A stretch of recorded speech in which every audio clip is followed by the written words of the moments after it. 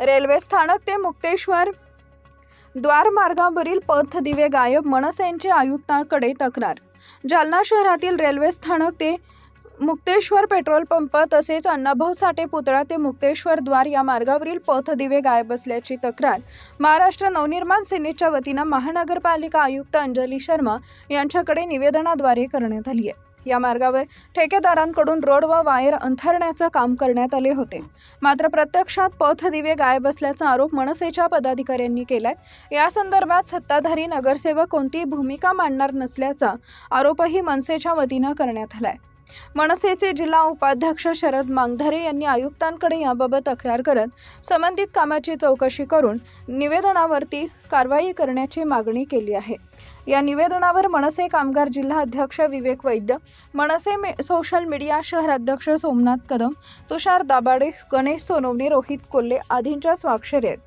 दिला तुम्ही आयुक्तांना आज महानगरपालिकेला तसेच आयुक्त मॅडम यांना जालना शहरामध्ये जे रेल्वे स्टेशन ते पित्ती पेट्रोल पंप आहे तिथला रोड होऊन जवळपास 2 वर्ष झाले, तरी पण संबंधित कॉन्ट्रॅक्टर असेल किंवा महानगरपालिका असेल त्यातल्या विद्युत लाईट गायब आहे।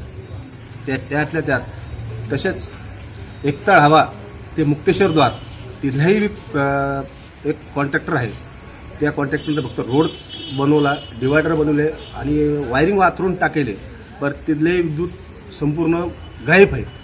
असं आज आयुक्त मॅडमनं आम्ही असं निवेदन दिलं किंवा येत्या 8 दिवसात आपण तात्काळ त्याच्यावर कारवाई करण्यात यावा व तसेच जे संबंधित कोणी ठेकेदार असेल किंवा कोणी महानगरपालिकेचे सत्ताधारी लोक, बरेचसे आता सत्ताधारी लोक कॉन्ट्रॅक्टर इथं सत्तेमध्ये असलेले, पण त्यांना असं वाटतं किंवा काही होत नाही म्हणून, पण अशी आमची एक विनंती आहे मनसेच्या वतीनं की तात्काळ ह्या दोन्ही डिवायडरमधली लाईट आहे हे तात्काळ चालू करण्यात यावा व तसेच संपूर्ण जालना शहराच्या आजूबाजूला संपूर्ण स्ट्रीट लाईटसुद्धा बंद आहे। आणि आज जवळपास जालना शहरामध्ये टोटल जवळपास 8 दिवसापासून टोटल घंटागाड्यासुद्धा बंद आहे।